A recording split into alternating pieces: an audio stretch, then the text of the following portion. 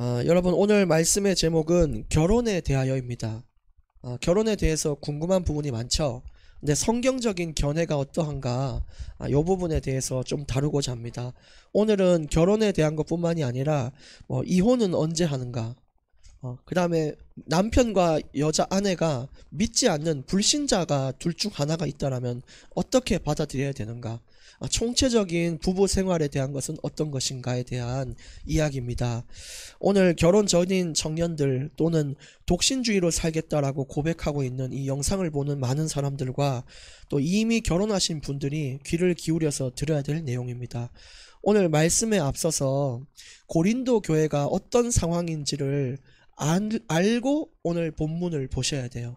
지금 고린도 교회 상황이 어떠하냐면, 교회 안에서 성욕 해소를 위해서 온갖 음행을 다 저지르고 있고요.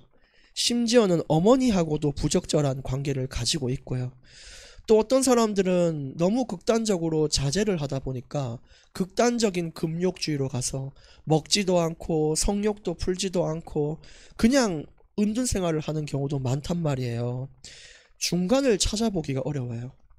하나님이 주신 이 쾌락과 욕구는요, 하나님 안에서 사용될 때 굉장히 복된 건데 하나님 밖에서 사용하다 보니까 문제가 일어난 거거든요. 그래서 하나님 안에서 어떻게 우리가 이 쾌락과 욕구를 사용할 수 있냐, 이런 부분에 대해서 답을 얻어야 되는 예배인 거예요. 그래서 결혼을 또 잘못 이해하니까 가정이 파탄되고 자녀들은 가정에서 평안하지 못하고 또 부부들은 서로가 힘들고 이런 상황에 맞이했는데, 거기에 대한 답을 확실하게 내야 됩니다. 근데 이런 음행이 판을 치는 상황인데도 불구하고 고린도 교회 안에서는 그 누구도 지적하지 않고 가르쳐 주는 사람도 없고, 오히려 그들 스스로가 다른 사람의 음행을 감싸주면서 괜찮아, 그럴 수 있어 라고 얘기하면서 또 죄를 덮어주는데 그걸 자랑해요. 나 이 사람 죄를 묻지 않고 덮어줬다고. 마치 자기가 잘난 사람인 것처럼 하는 악순환이 계속 반복된다 이거예요.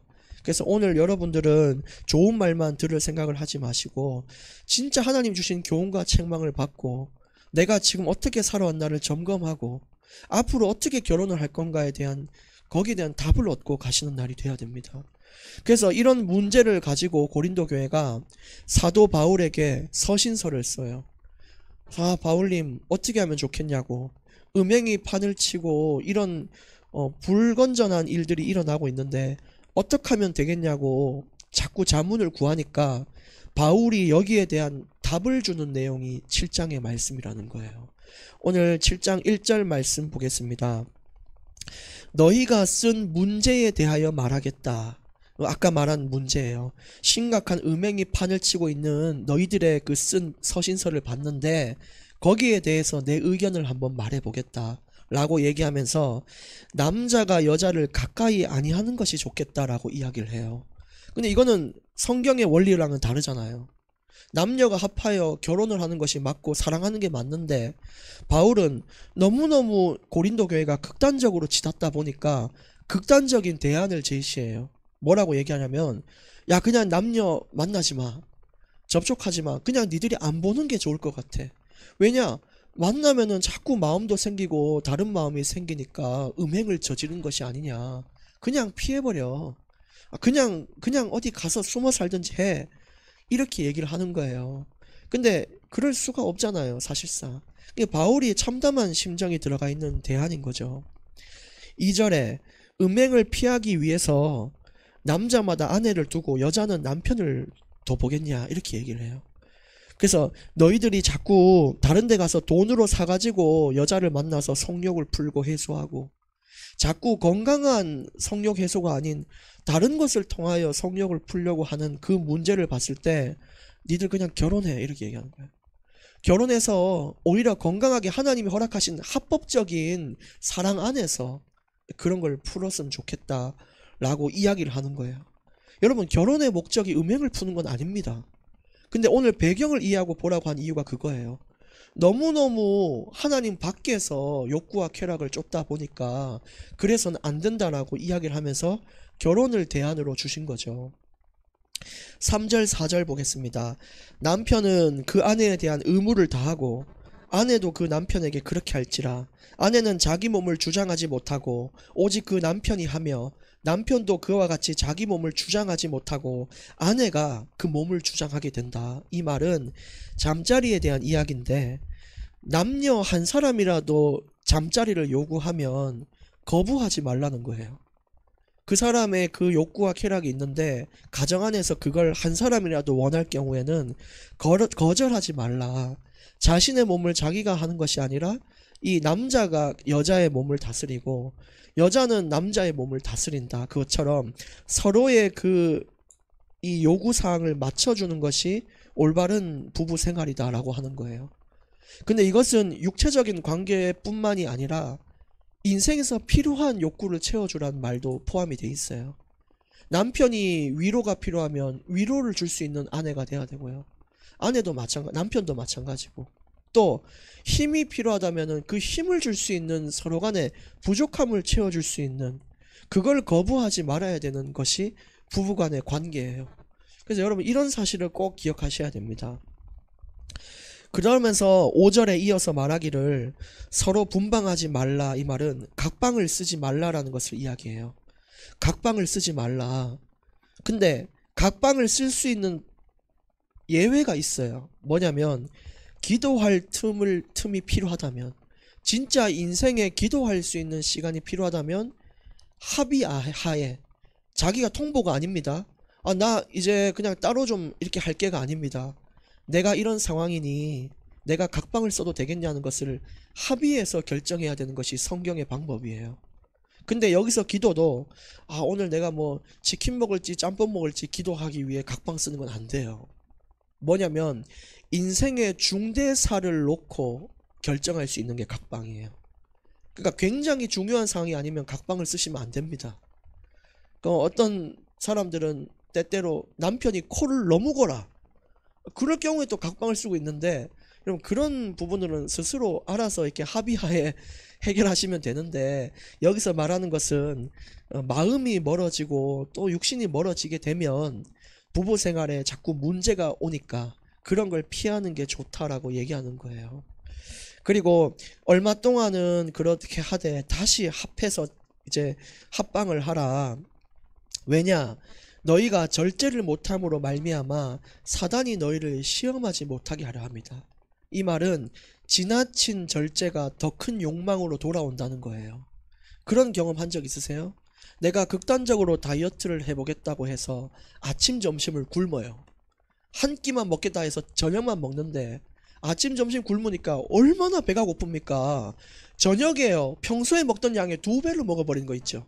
그것처럼 지나친 절제가 욕망이 되기 때문에 여러분들의 하나님 주신 합법적인 하에 여러분이 가진 욕구와 쾌락을 해소할 수 있는 길을 가지고 있어야 돼요. 안 그러면 스트레스도 풀고 이렇게 해야 되는 거죠. 아니면은 더 큰 욕망으로 이어지는 거예요. 그래서 게임도 극단적으로 자제하고 이러면은 나중에는 불안 증세가 오고 이러니까 혹시나 조금씩 줄여가면서 절제하면서 하는 것이 중요합니다. 그렇잖아요. 뭔가를 한 번에 다 끊을 수는 없어요. 우리가 뭐 술을 마시는 것도 여러 가지도 마찬가지예요. 뭐 우리가 조금씩 이용하면은 도움이 될 수도 있고 그렇지만은 너무너무 극단적으로 뭔가에 치닫으면 안 돼요. 너무 자제해도 안 되고 너무 가도 안 돼요. 그래서 하나님이 주시는 건강한 테두리 안에서 그걸 할 수 있어야 돼요.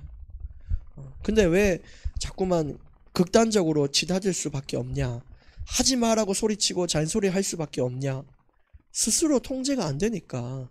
아무리 기회를 줘도 스스로 자제를 못하고 절제를 못하는 인생을 사는 사람들에게는 어쩔 수 없이 소리를 높일 수밖에 없어요. 그러니까 그것을 잘 이해하고 서로가 좀 도움이 되는 그런 삶을 살아야 됩니다.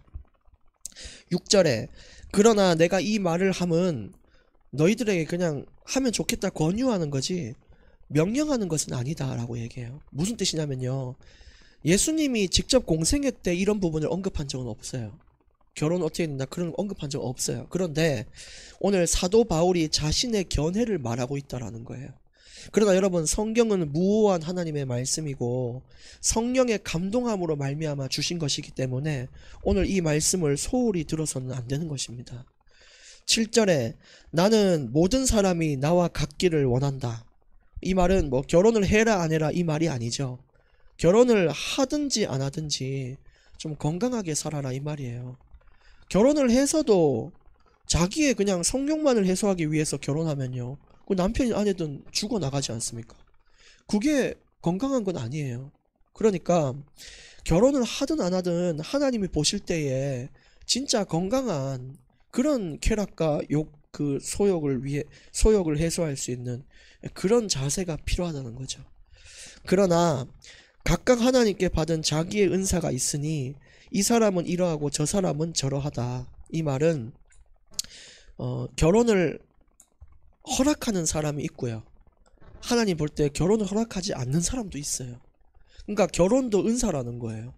독신도 은사예요. 근데 아주 예외적인 경우입니다. 독신은요. 바울 같은 경우는 하나님께 모든 올인의 집중을 다하기 위해 하나님이 세운 독신의 은사를 준 건데, 우리가 그냥 남자가 싫다, 결혼하면 돈 많이 든다, 애 낳으면은 내가 먹고 사는 돈도 없는데 그 애 낳아가지고 내가 뭐 하겠냐, 그런 의미로서의 독신을 가지시면 안 됩니다. 이건 아주 특별한 경우를 말한 거예요. 바울은 결혼했을까 안 했을까요? 어떤 사람은 안 했다 하고 어떤 사람은 했다 해요. 이거 진짜 반반입니다. 진짜 반반. 이거는 답을 낼 수 없어요. 성경에서는 언급하고 있지 않아요. 근데 사도행전 26장 10절에 보면은 추측할 수 있는 게 있어요. 바울은 사내들인 공의회의 의원이에요. 어떤 사람의 사형의 뭐 결정이나 이런 권리를 갖고 있어요. 집회 가는 거예요. 근데 사내들이 공의회의 조건이 뭔지 아세요? 결혼이에요. 결혼하지 않은 사람, 결혼을 한 사람만 갈 수 있어요. 왜냐?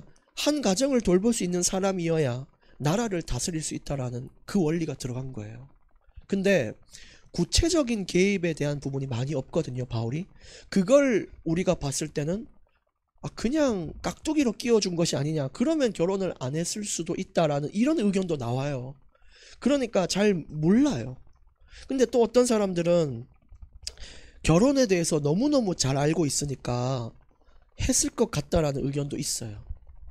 근데 확실한 건 뭐냐면 지금은 그를 집필한 지금은 솔로였던 것 같아요.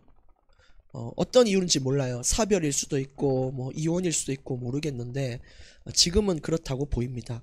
8절에 내가 결혼하지 아니한 자들과 과부들에게 이르노니 나와 같이 그냥 지내는 것이 좋다.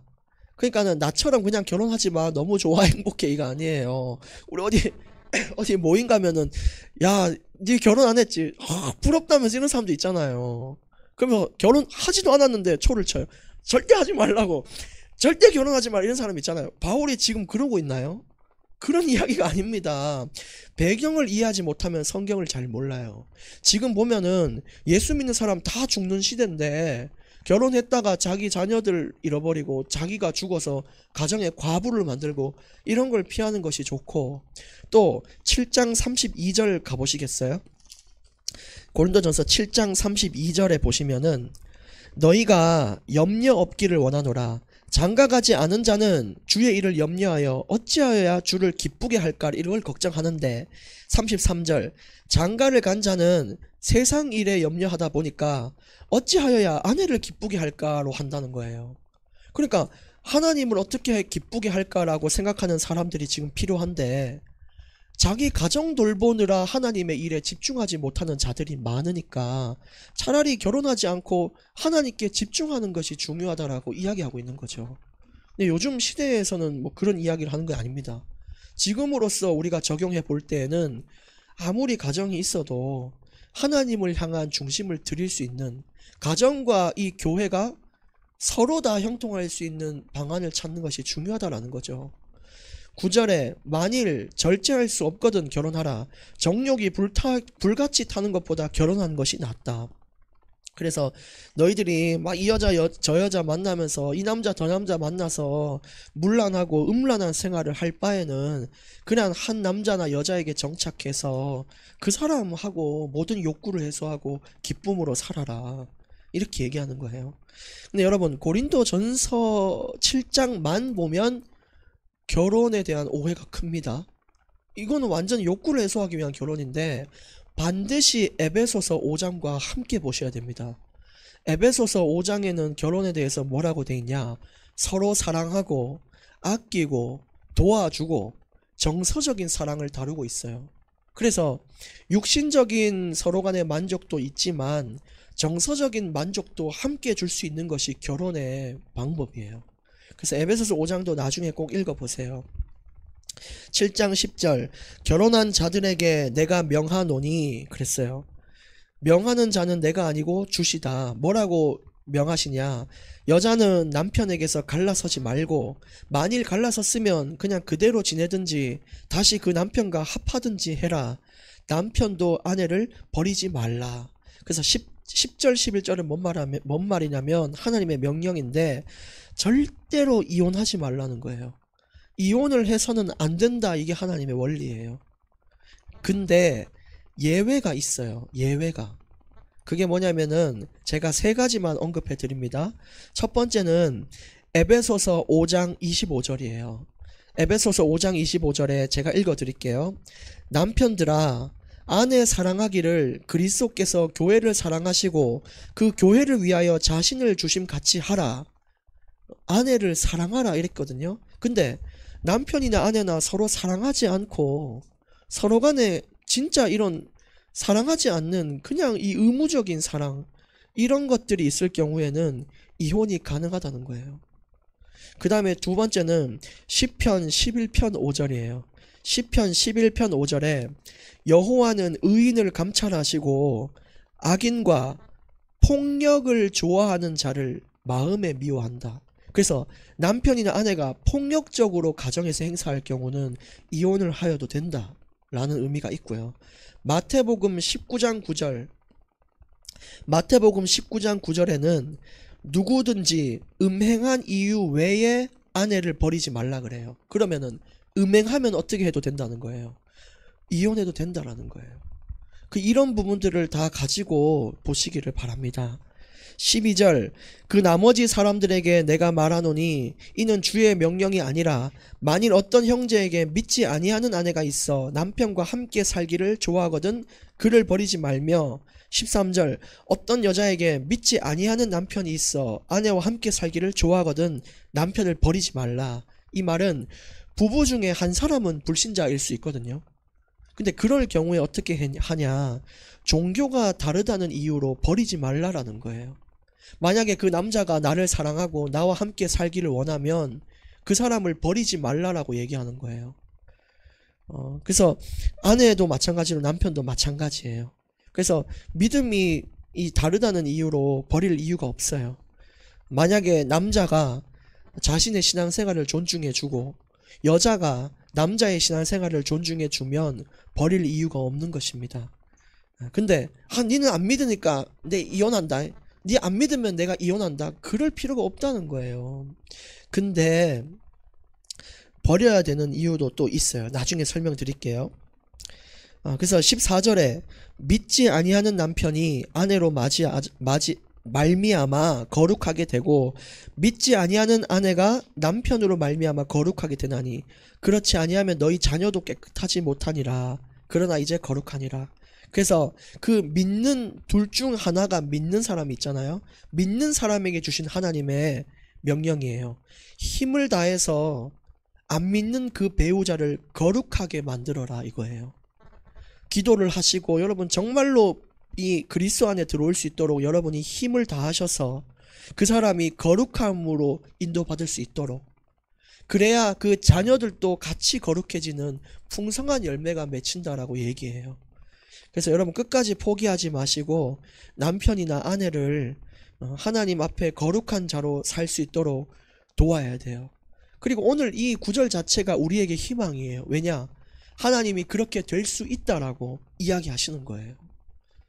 15절 혹 믿지 아니하는 자가 갈리거든 갈리게 하라. 형제나 자매나 이런 일에 구애될 것이 없으니 하나님은 화평 중에 너희를 불렀다. 무슨 뜻이냐면 믿음이 달라서 이혼하는 경우가 있어요. 뭐냐면은 믿음의 차이 때문에 집에 자꾸 분란과 분쟁이 일어나는 경우예요. 뭐 자녀들도 교회를 못 가게 만들고 예수 믿지 말라고 하고 싸우고 막 유리 다 깨고 뭐 내가 먼저냐 예수가 먼저냐 이런 질문하는 사람도 있거든요. 근데 그럴 경우에는 이혼을 해도 된다는 거예요. 왜냐? 그 사람이 그것 때문에 자꾸 이혼하자고 하면은 이혼하라는 거예요. 형제나 자매나 이런 일에 구애받지 말라. 그냥 하고, 왜냐? 하나님은 너희를 화평 가운데 살도록 만드셨지 분란과 분쟁 가운데에 고통받도록 부르신 것이 아니라는 거예요. 근데 단 이거 잘 기억하셔야 됩니다. 먼저 이혼하자고 하지는 말라라는 것이 성경의 원칙이에요. 나는 끝까지 기도하고 하나님의 뜻을 구하고 이렇게 기다리고 대신 상대가 원할 경우에는 이혼해줘라 이거예요. 내가 먼저 자꾸 분란 분쟁을 조장하는 사람이 돼서는 안 돼요. 그래서 그런 부분을 잘 가지고 있어야 됩니다. 물론 예외가 있음을 여러분 기억하세요. 내가 먼저 이혼하자고 말해야 되는 경우도 있습니다. 그러나 원칙이 뭐냐? 내가 먼저 그 사람을 이탈하거나 버리려고 하지 말라는 거예요. 16절 17절 보겠습니다. 아내 된 자여 네가 남편을 구원하는지 어찌 알 수 있으며 남편 된 자여 네가 네 아내를 구원하는지 어찌 알 수 있겠냐. 오직 주님이 각 사람에게 나눠주신 하나님의 그 부르신 그대로 행해라. 내가 모든 교회에 이같이 명령한다. 이 말은 내가 남편을 구원할지 안 할지 몰라요. 확신이 없어요. 그렇잖아요. 우리가 내가 남편 살릴 수 있을지 어떻게 압니까? 근데 각 사람에게 나눠주신 대로 이 말이 뭐냐면 지금 여러분이 각자가 처한 상황이 어떠하든지 다 다를 건데 어떤 사람은 뭐 폭력적인 남자가 있을 수 있고 신앙생활은 허락하지만 자기는 절대 안 믿는 사람이 있을 수도 있고 너무 많은 상황들이 있지만 그 처해진 상황을 소중하게 여기라는 거예요.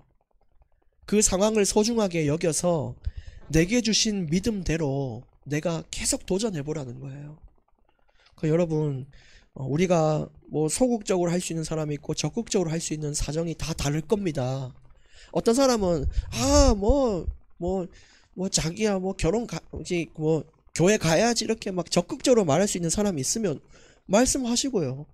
그게 안 돼요. 그거 말하면은 만약에 폭력을 행사하고 욕설을 하는 사람은 그게 안 돼요. 그러면 내가 가질 수 있는 상황에 소극적으로라도 기도하고 그렇게 하라는 거예요. 18절 19절 할례자로서 부르심을 받은 자가 있느냐 무할례자가 되지 말며 무할례자로 부르심을 받은 자가 있느냐 할례를 받지 말라.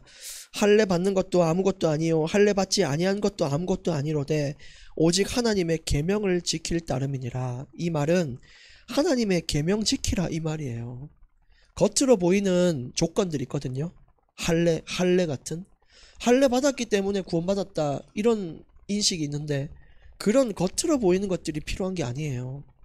여러분 가정이 행복하고 평안하면은 그 구원받은 건가요?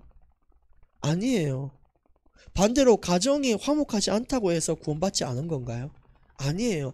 각 사람이 처한 환경이 다르고 하나님이 주시는 그 이유 있는 어려움이 있어요. 근데 오늘 말씀은 그런 겉으로 보이는 거 말고 네가 하나님의 계명을 따라 사냐 안 사냐가 중요하다는 거예요. 아무리 인생이 어렵고 가정이 좀 어려워도 내가 하나님의 뜻대로 살고 있으면 하나님은 회복시키는 거예요. 예를 들어 집안은 너무 행복해. 요리도 잘하고 항상 깔깔거리고 웃는 집안이야. 근데 하나님은 분명히 예배를 드리라고 했는데 예배는 다 내팽겨지고 가정만 돌봐. 근데 난 하나님의 자녀래. 그게 할례예요. 아니잖아요. 남편이 네 예배 드리면 죽는다고 했는데 그럼 여러분 예배 안 드릴 겁니까? 하나님의 계명을 따르는 자가 되라고 말하는 거예요. 그러면 저 교회 가면은 맞아 죽는데요. 여러분 교회 가야 예배 드릴 수 있나요? 아니잖아요. 어떤 사람은 너무너무 힘든데 화장실에 가서 그 볼일 보는 5분 동안 하나님께 예배 드리는 사람도 있어요. 속삭이면서 찬송 부르고 하나님의 성경 말씀 한 구절 읽고 기도하고 나오는 사람도 있어요. 예배를 못 드린다는 건 핑계입니다. 그러면 초대교회 지하 카타콤에서 예배 드린 건 어떻게 설명할 거고 북한의 지하교회는 여러분 어떻게 설명할 겁니까? 아닌 거죠. 그래서 어떠한 상황이든지 하나님의 계명을 지키십시오. 하나님이 하라는 걸 해야 돼요. 20절, 각 사람은 부르심을 받은 그 부르심 그대로 지내라. 이 말은 하나님이 나를 불렀잖아요. 지금 내가 처한 이 상황도 하나님이 불러줬다라는 걸 믿으셔야 돼요. 지금의 나도 하나님이 허락하신 거예요. 지금의 연약한 나도 하나님이 부르신 거예요. 그래서 하나님의 주권을 믿고 무너지지 마시길 바랍니다. 지금의 내가 어떠한 게 무슨 소용이 있어요? 그런 나도 사용하잖아요. 제가 지금의 나를 봤을 때는 제가 여러분 앞에 설 수 있는 사람이 아니거든요. 근데 이런 저라도 따라와 주시는 여러분이 있는 것이 하나님의 부르심이고요. 그게 너무 감사한 거예요. 21절 22절, 네가 종으로 있을 때에 부르심을 받았으나 염려하지 말라. 그러나 네가 자유롭게 될 수 있거든 그것을 이용하라. 주 안에서 부르심을 받은 자는 종이라도 주께 속한 자유인이요 그와 같이 자유인으로 있을 때에 부르심을 받은 자는 그리스도의 종이다. 고린도 교회는요 대부분 신분이 낮은 자였어요. 그러니까 어쩔 수 없이 신분의 격차가 날 수밖에 없어요, 교회 안에서. 근데 오늘 이야기는 신분이 밖에서 높든지 낮았든지 상관없이 모든 하나님의 자녀는 종이자 자유인이다. 그 두 가지의 모든 신분을 다 갖추고 있다는 뜻이에요. 하나님의 종이고요, 그 다음에 우리는 하나님 안에서 자유함을 얻은 그런 자입니다. 그런 이야기를 하고 있고, 23절, 너희는 값으로 사신 것이니 사람들의 종이 되지 말라. 우리의 자존감을 높여주는 이야기입니다. 하나님이 예수님을 보내셔서 십자가의 피로 값을 주고 우리 인생을 사셨는데 너희들이 왜 사람들 앞에 비굴하게 사냐 이거예요. 여러분, 우린 하나님 믿고 하나님을 두려워하고 하나님 의지하면 되지 사람들 앞에 비굴해지지 마십시오. 우리가 하나님 뜻이 맞으면 어떤 사람들이 뭐라고 하든지 그 사람들 앞에 당당하게 말해야 돼요. 그건 아니죠 라고 얘기해야 돼요. 비굴해질 필요 없어요. 왜냐? 우리의 가치가 뭐냐? 예수님이 피로 값주고 산 자들이 우리입니다. 그러니까 비굴한 인생을 살 필요 없죠. 전도할 때도 비굴한 이유가 없어요. 제발 좀 들어주십시오. 제발요. 무슨 제발입니까? 하나님이 주시는 이 놀라운 진리의 말씀 안 들으면 치우십시오 그래야 되지. 다른 데 가겠습니다 그러면 되지. 24절, 형제들아 너희는 각각 부르심을 받은 그대로 하나님과 함께 거하라. 여러분, 내 상황이 하나님이 주신 분기심을 믿으십시오. 내가 잘해서 이런 상황이 온 게 아니고 못해서 이런 상황이 온 게 아닙니다. 하나님이 지금 나를 그 상황에 부르신 거예요. 내게 주신 하나님의 선물이에요. 그러니까 하나님과 함께 그 상황을 인도받아 보시기를 바랍니다. 하나님이 우리와 함께 계셔요. 우리가 직장도 지금 구하느라 여러 사람들이 힘들고 어려울 수 있는데 여러분, 지금 그러고 있는 그 상황도 분기시예요. 하나님이 살아계신다면 지금 내 상황을 탓할 필요가 없어요. 그렇잖아요. 이건 제가 얘기하지 않아도 알아야 되는 거 아니에요? 진짜 하나님이 나를 불렀고 지금 어려움을 허락하신 이유가 있다면 거기서 하나님과 함께 인도받으면 되는 거예요. 우리는 기쁘고 행복할 때에는 좋다 그러고 꼭 어려우면 하나님을 원망하고 자신의 상황을 불평해요. 근데 그건 하나님이 없는 사람이 하는 것이죠. 여러분, 그렇게 살지는 마십시오. 그렇게 비굴하고 그런 식으로 살지 맙시다. 우리 진짜로 어떠한 상황에 있든지 하나님께 감사하는 게 맞습니다. 결론의 말씀 3가지 드립니다. 첫 번째, 가정을 책임져라 이거예요. 여러분, 가정을 책임지십시오. 오늘 말씀대로 의무를 다하십시오. 가정 안에서 할 수 있는 어머니의 도리, 남편의 도리, 아내로서의 도리 다 하셔야 됩니다. 그 안에서 나만 유일하게 복음을 전할 수 있는 그 빛의 그 사명자로서의 의무, 그거 다 하셔야 됩니다. 두 번째, 내 상황도 하나님의 부르심이다. 진짜입니다. 지금 내 상황이 하나님이 불러주신 상황이라니까요. 소중히 여기시기를 바랍니다. 그 다음에 마지막 세 번째, 이 청년들에게 특히 하는 이야기예요. 결혼을 놓고 기도하라. 지금부터 기도하셔야 됩니다. 지금부터 결혼을 놓고 기도하십시오. 왜냐? 결혼은 인생의 기둥이에요. 그 기둥이 무너지면 인생이 망하는 것처럼 결혼 한번 잘못하면요, 이 기둥이 박살나요. 그래서 인생이 서고 무너짐이 결정되는 거기 때문에 기도를 해 보시길 바랍니다. 네, 그래서 오늘 결혼에 대해서 잘 이해하시고 또 집에 돌아가시면 에베소서 5장과 함께 묵상하시며 잠드는 밤이 되시기를 바랍니다. 하나님 감사합니다. 성경에서 말하는 원리에 따라 하나님이 주시는 결혼을 이해하고 또 그 결혼을 준비하게 하시고 또 이미 결혼한 자들은 하나님이 주시는 그 의무를 다하여 가정을 돌볼 수 있게 하여 주시옵소서. 하나님이 주시는 기쁨의 인생이 늘 눈앞에 있게 해주시고 우리가 하나님 앞에서 비굴하게 살지 않고 늘 우리에게 주신 환경을 놓고 감사할 수 있는 신앙인으로 될 수 있게 주님께서 인도하여 주옵소서. 예수님의 이름으로 기도합니다. 아멘.